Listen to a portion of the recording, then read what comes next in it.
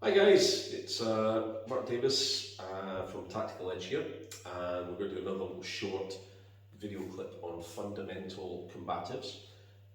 What we're going to work on tonight, what I'm going to show you tonight, is we're going to work on a couple of our white belt level takedowns. So takedowns in Tactical Edge are essentially a failure drill almost. So where would we use a takedown? We would use a takedown where I've struck the opponent a few times, but they've not gone south.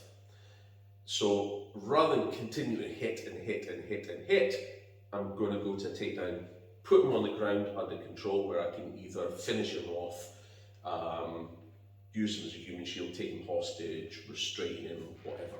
Okay, all that depending on my role in the altercation. So what I mean by that is, if I'm security or law enforcement, then at the end of the takedown, I will want to stun and then get control of him, so I'm able to escort him, eject him, or cuff him. Okay. Normal civilian self-defense, our goal is to seek safety. So what we would be doing would be, after the takedown, stun and run. Okay. There's not really too many situations where you would be wanting to go into locking and restraining and stuff. Okay. I would tend to advise seek safety. The reason I call it a failure, kind of like a failure drill, is because the longer I'm in contact with the enemy, the more chance there is for something to go horribly wrong. Yeah. So if I'm striking and striking and striking, this guy striking back and striking and striking and striking, he's not going down, and I keep on hitting. Well, if he starts feeling like he's losing, the more I'm hitting and he's like taking hits and stuff, he may well decide, okay, this is getting a bit much, and he decides to deploy a weapon. Okay. The longer I'm engaged with that person, the more time there is for his mates to come around the corner, out the door or something. Now I'm fighting more than one person. Or something I saw an awful lot when I worked the doors, particularly in the cities, was you'd have two guys scrapping, and some of the lads would see them fighting and just join in just for sport. Okay, so if I struck him a good few times and he's a little bit squiffy and wobbly and stuff, I'll go to a takedown, put him down, finish him off. Okay. The other thing that we have to always consider as well is also the way that things work legally. All right, and this is something that I've been hung with myself. Okay, is perception versus reality. We're in a society now where if you are in an altercation and it ends up going hands-on, there's very likely going to be some bystanders with mobile phone out videoing it all. There's a really good chance, depending on where you are, that you'll be near CCTV cameras, police CCTV, nightclub or pub CCTV. So if the guy attacks me and I wade into him, striking and striking and striking, maybe the guy is quite resilient, he's quite tough. Maybe I'm just unlucky and I'm not hitting him right in the vital points and stuff. Whatever the reason, I'm striking and striking, he's not going down, and I'm keeping on hitting and hitting and hitting and hitting. Perception versus reality kicks in. So you may have been completely justified in using force and defending yourself, but the police, property, fiscal, Crown Prosecution Service or whatever, when they see the CCTV, just see you hitting and hitting and hitting and hitting and hitting and hitting and hitting. It looks bad, so you end up getting charged with assault as well. Okay, so yeah, might get sorted out in court. Court looks at it, here's all the circumstances surrounding stuff. Because remember, the police are there to do a job. They're not really that interested in listening to the whole story and sorting things out. Okay, a lot of the time they'll just go, okay, we're charging him as well. We'll let the court sort it out. So going to court is not a terribly pleasant experience. You are sitting there thinking, is this going to ruin my life? I'm going to end up with a criminal record. How's this going to go? So it's really stressful. It's something we want to try and avoid. So I hit the guy a few times, stick him down, finish him off, job done, it's all good. Okay, go and, job is missus, take her away, whatever. So that's what we're going to be thinking of when we're doing takedowns tonight, okay? So like I say, we tend to never use a takedown unless we have significantly stunned the opponent first. So I wouldn't be, under most circumstances, going with somebody who's completely compos mentis and straight into a takedown. Why? Because they're going to resist me, they're going to fight back. So I need to have that reactionary gap where I've taken away their cognitive thought to flow into the takedown, okay? This isn't a grappling competition. I want this to be very, very one-sided. Takedowns fail. So if I'm going for a takedown and I feel it failing, I'm not going to flog a dead horse. I will then go back to striking and then go into a takedown if I need to. If I don't knock the guy down, knock him on his butt. Or I'll go back to strike a couple of strikes and then flow into another takedown. Or, once you get good at our takedowns, each takedown is a failure drill for the other ones. So if I feel my head tilt failing, I'll go to my head twist. If I feel my head twist failing, I'll go to my head under, all right? So each one of them leads into the next one. So it's kind of like, some of you guys will be familiar with the Taekwondo lock flow.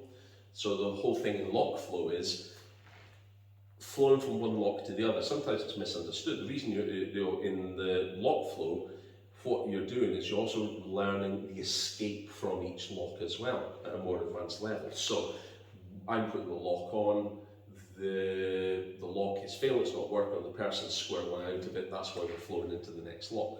Okay, it's not something we really do in Tactical Edge, but just to give you an idea of what kind of direction I'm speaking of here. Okay, so what I'm going to do is I'm going to get the mic in and then we'll get going. Okay, back in a minute. Okay guys, so I'm here with Mr. Duff, and what we're going to do first is what we call a head tilt. So head tilt in Tactical Edge is very, very similar to what you see in some of the combative systems. There's a couple of things that we do that makes it a little bit different. And one of the things I like to take into account whenever we're doing takedowns is protecting the opponent's head so it's not going to go pop and hit the ground, and putting the opponent in a position of disadvantage where I have got dominance over them. I'm able to control them in a position where I can either restrain or finish them easily. Okay, so this is something we call the common finishing position. So all of our takedowns in Tactical Edge basically finish in the same position. This is advantageous under duress as well, under stress. So rather than having one throw he ends up in his front, another way he ends up in his back, another way he's on his side, one way he's over there, another way he's over there, they all end in the same place. So it makes my life an awful lot easier at the end. So we're just going to take you very, very simply through these takedowns, and maybe you'll find them useful in what you do. So, first thing we do, so we'll just do this from a guard position here, okay, just to give you a little bit of reference point for what we're doing. So, head tilt is done from the side, so I'm going to have zoned off, okay, so you imagine maybe I've parried, I've ducked, I've moved out of the way or something, okay, so I'll just move across here a little bit. So I'm going to be across into this position here. So it's going to hip to hip, shoulder to shoulder. Okay, we call it the spunky spaniels, like a dog shagging your leg.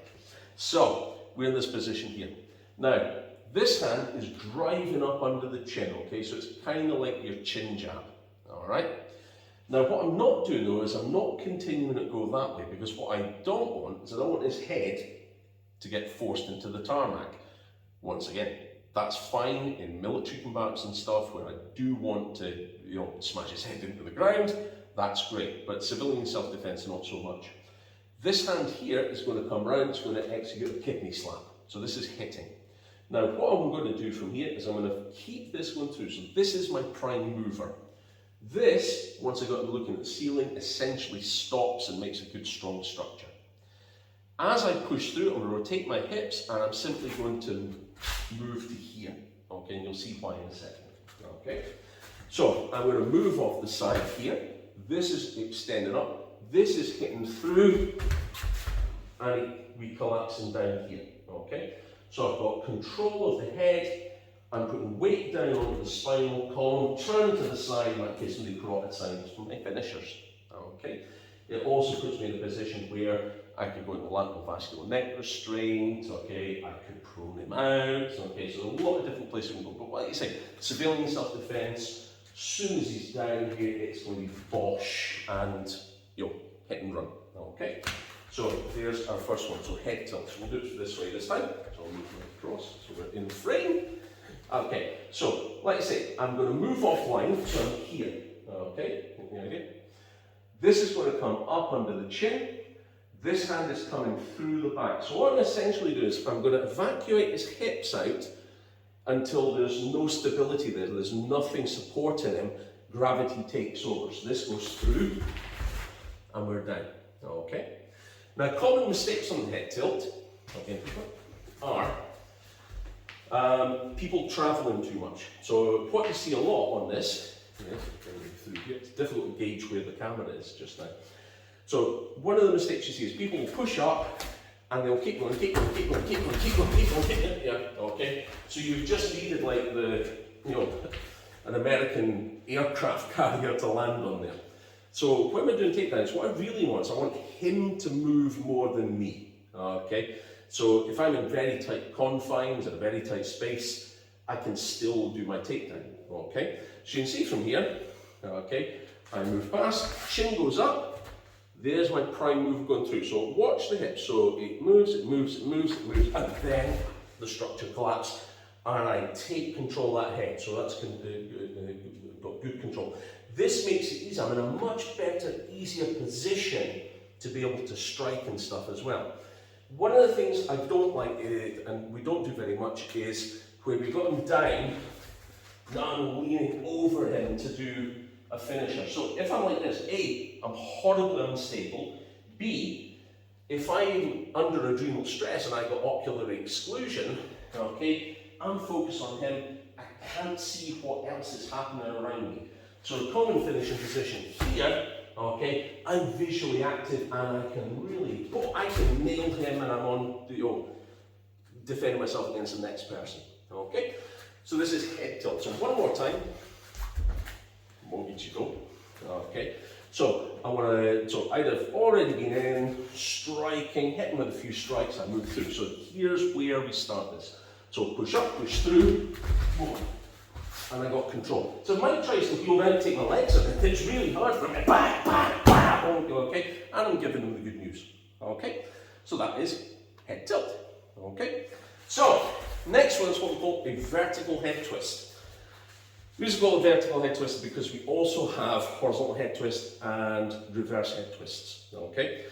So this one, the idea of this one is, it's done from a frontal position and it allows me to scan and check 6. And that's the important thing about this one, the way that we do it is, I'm checking 6, I'm making sure there's nobody behind me, okay? So for this one, I'm more in front. So imagine from here, I'm in a frontal position, so I've just landed him with some good strikes. I'm in front, so I'm not zoning this time, okay? If you think about, if he's hooking at me, say I've got a limb destruction and V-stepped, I've zoned at the side. Say he's hooking at me and I've got a full butt pass at the side. So this is really good for head tilt, okay? If I'm more frontal, so he's hooked at me, and I've just blasted him, I'm in front, what I'm going to do from here is I'm going to hit, bam, okay? Remember we're doing double strikes, so I'm going to hit here. Now, I turn, tilt, and when I get to here, what I'm doing is making a structure with my arm. So I'm going to really make my arm strong. I'm going to throw my leg round and turn and pull his head to my stomach. So as I turn, I pull his head to my stomach. And here we are, common finishing position again, where I'm going to, go into my strikes, my finisher, whatever, okay? So this is called a vertical head twist. So once again, I'm in a frontal position, so this is my grab, turn, tilt, okay? So at this point here, I'm going to turn, I'm going to check 6 and pull his head to my stomach, okay? You notice as I do it, I'm not looking at him, I'm sweeping around. And once again, you've got to take into account that we may have ocular exclusion, tunnel vision, So I'm turning and making sure that his mates aren't coming up to give me the abuse from behind. Okay, so this is my starting position. Turn and tilt. I throw my leg around. So I make a structure with the arms because my legs are going to power this. So I turn into the stomach. Okay, get the idea? Once again, I've got control here, right? Don't look at me. I have his face covered with this hand here. Okay, if I bring my hand off here, he's still conscious on me covering his face. I'm just going to hit my own hand and still break his nose. Okay, so one more time. So zone into the, bring it across this way a little bit more. I think that's better in line. So once again, head tilt is here. Okay, head twist, frontal this time. So I'm directly in front, grab, turn the twist, turn round. Still common finishing position, everything's the same. Okay, that's fine. So, hope that's maybe stuff that you might find useful and you enjoyed it. Thank you very much for helping me there, Mike, and we'll see you again soon. Okay, take care guys, bye.